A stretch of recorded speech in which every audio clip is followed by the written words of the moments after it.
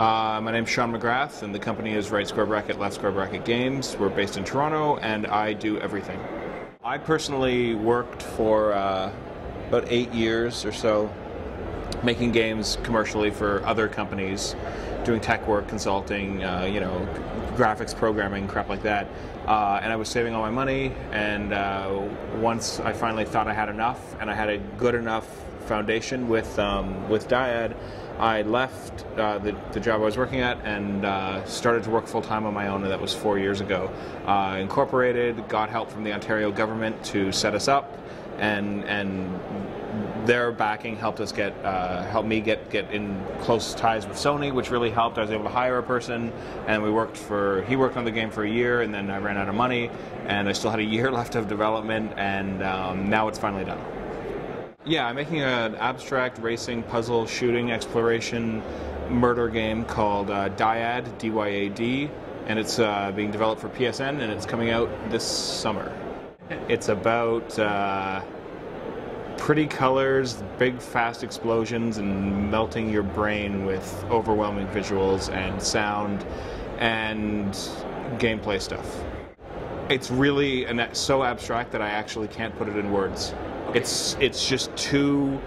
It's a game that cannot be described. And I've told that to people, and then they will play it, and they will be like, "Yeah, you're right. I don't know how to describe it either." And so I think it's a game that just can't be described. It can't be put into words. It's a game that you must play to understand what it is. I wanted to make a racing game that happened in a tube, and so I did that. And then I would just play with it, play the game, figure out what is interesting, try to design mechanics around things that I had been playing with in the game, and then just figuring out what works, what doesn't work, and then just playing it, and that's how it came to be. The philosophy of the company is to make whatever I feel like making. Okay, what would it be? Well, right now it's this game. What's next, I'm not sure. Probably, I have some ideas. The end of Dyad, the very, very, very last level, which I'm not ever going to talk about to anybody ever, is the start of what the next game is going to be. I did hire a programmer, Derek Tong, and he worked for me for a year, and he was super excellent and great, and unfortunately I ran out of money. So I had to let him go, but he landed on his feet and everything's good, and I feel good about it. Everything else I did the programming, the design, the graphics, I do all that stuff. The only thing I didn't do was the music, and a friend of mine in San Francisco or Oakland named David Kanega did the music for the game. No one can tell me what to do, and no one can tell me that my idea is wrong or anything like that. I'm really open to input, but not design input. I don't really care what other people think is the right thing to do.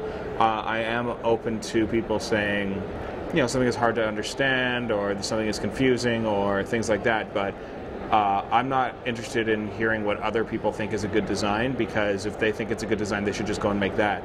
So working alone saves me the hassle of having to listen to other people, so I really like it.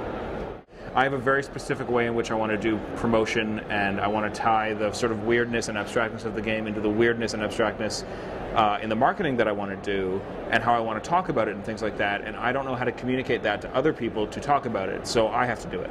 So I've been running around nonstop. I mean, I haven't sat down at all. I sleep 2 or 3 hours a night, and I'm constantly working while I'm here, but this isn't even all that much more work than normal. Almost every day I work 16 plus hours per day just working on the game, and 7 days a week, and it's fine. I mean, yeah, that's a con, but if I want to have complete control and do everything the way I want to do it and make sure it's exactly what I want, it's something that I just have to live with. There is a chance that I would hire. There's some technical issues. There's some technical, boring programming that I don't want to have to do, and I'd hire somebody to do it if I can. The problem is that I'm pretty good at it, and as soon as I hire somebody and I feel like I'm 100 times better than them at something, I don't feel good about giving them money. So I'll see how that goes. I would really like to hire somebody, but I just never feel right about working with somebody else. When I first got Tetris when I was in 2nd grade, I kind of freaked out and thought that this was the greatest thing ever, and I wanted to do that. And then I played Final Fantasy III on the Super Nintendo back in, I don't know, whenever it came out, mid-90s or early mid-90s or something, I'm not sure.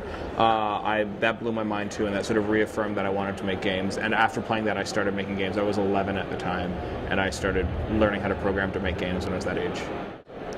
I don't know about the industry because I don't really care about the industry because industry implies money, and it's something I'm not interested in and I don't think about. Toronto has a lot of really cool people. John Mack is there, Queasy Games. MetaNet is there. Cappy is there. Untold Entertainment is there. Spooky Squid is there. There's a bunch, and there's others too. I don't want to sit there and name them all, but there's a bunch of really awesome people making really awesome stuff, and that's cool. And as for whatever industry means, I don't care. I did not make my game based on whatever people thought would sell or was popular or anything like that. I just made what I want to make. I don't think about what other people do. I don't care.